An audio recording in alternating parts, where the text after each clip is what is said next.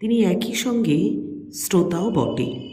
কখনো তিনি গল্প বলছেন, কখনো বা গল্প শুনতে শুনতে সুন্দর মন্তব্য করছেন। সেরকমই একটি ঘটনা। লাবণ্য কুমার চক্রবর্তী শ্রীমায়ের এক সন্তান। মায়ের সন্তান সবাই সেরকমই।